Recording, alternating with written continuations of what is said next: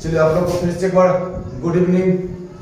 क्योंकि अभी शाम का 7:30 बज रहा है, हमें इसमें भी क्लास लेना पड़ेगा। आप लोग को इससे पहले फसल उत्पादन एवं प्रबंधन चैप्टर कंप्लीट कर दिए थे। अब आपको इस अध्याय में जो है प्रश्न बताएंगे अति लघुत्तरीय का। अति लघुत्तरीय में कुल क्वेश्चन संख्या 10 है।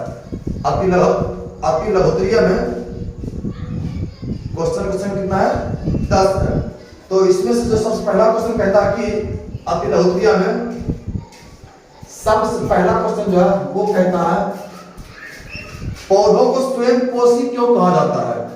पौधों को स्वयं पोषी क्यों कहा जाता है? क्योंकि पेड़ पौधा जो है ना, यह अपना भोजन स्वयं संश्लेषित करते हैं, इसीलिए पौधों को स्वयं पोषी कहा जाता है।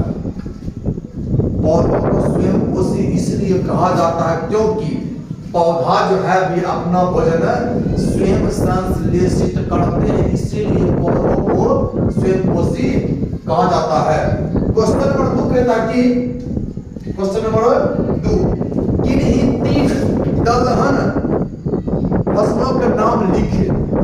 क्वेश्चन नंबर 2 कहता है किन्हीं 3 दलहन फसलों के नाम लिखे।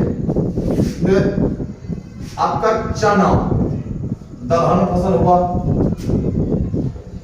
मटर दलहन फसल, मूंग दलहन फसल ही,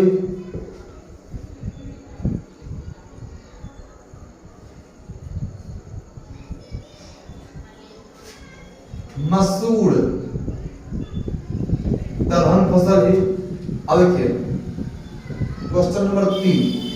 क्वेश्चन नंबर 3 कहता है रबी फसल को किस ऋतु में लगाया जाता है? क्वेश्चन नंबर 3 कहता है रबी फसल को किस ऋतु में लगाया जाता है? तो रबी फसल को ना शीत ऋतु में लगाया जाता है। रबी फसल को शीत ऋतु में लगाया जाता है। रबी फसल को शीत ऋतु में लगाया जाता है। क्वेश्चन नंबर 4 कहता है कि किन्हीं 3 अपघटकों के नाम लिखे। किन्हीं 3 अपघटकों के नाम लिखे।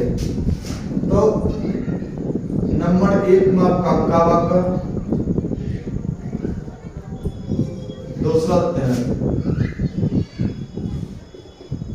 फंगी, तीसरा केचुआ।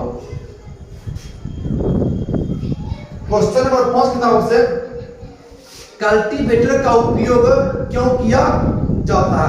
क्वेश्चन नंबर 5 कहता है कि कल्टीवेटर का उपयोग क्यों किया जाता है?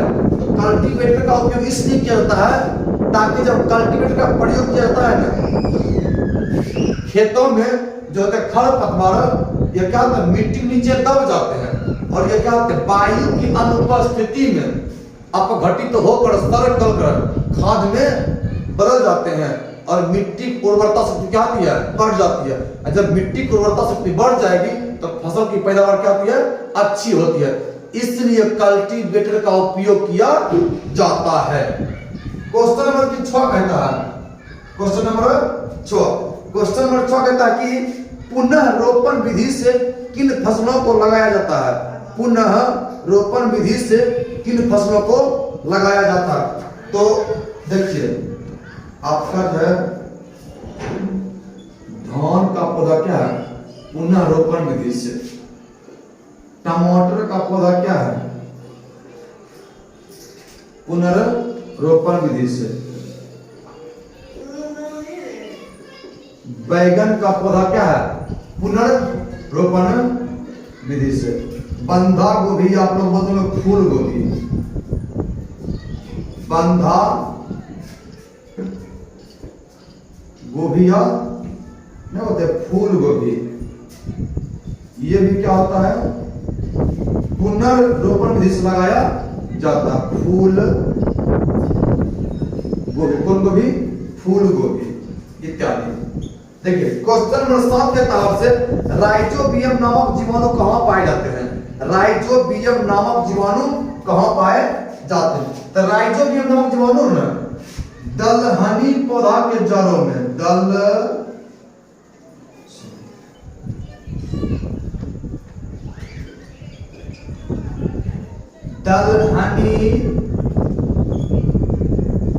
पौधा के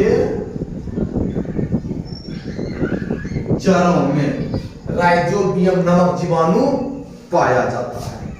क्वेश्चन नंबर 8 कहता है, क्वेश्चन नंबर 8, ह्यूमस क्या है? खेतों में होते ना खरपतवार, जब ये सड़ गल कर खाद में बदल जाते हैं इसी को ह्यूमस कहते हैं। आपका क्वेश्चन नंबर 8 कहता है ह्यूमस क्या है? जो खेत में होते ना खरपतवार, यही सड़ गल कर बदल जाएगा ना खाद में, इसी को कहते हैं ह्यूमस कहते हैं। अरे क्वेश्चन नंबर 9, क्वेश्चन नंबर 9 कहता है किन्हीं 3 खरपतवारों के नाम लिखे। किन्हीं 3 खरपतवारों के नाम लिखे। देखिए काटा आपका क्या हुआ? खरपतवार ही। आपका जो भांग है ये क्या हुआ? खरपतवार ही। एक बथुआ होता है, ये भी क्या का है? खरपतवार ही। एक बंधनिया होता है, क्या होता है? बंधनिया, ये भी क्या का है? खरपतवार ही। आपका एक मोथा होता, क्या होता है? मोथा, ये भी क्या का है? खरपतवार ही है। अब के आपकी लघुत्तरीय का आखिरी और लास्ट क्वेश्चन है, क्वेश्चन नंबर 10। क्वेश्चन नंबर 10 कहता है कि फलों तथा सब्जियों का भंडारण कहाँ किया जाता है? क्वेश्चन नंबर 10, फलों तथा सब्जियों का भंडारण कहाँ किया जाता है? तो इसका उत्तर है शीतागार में।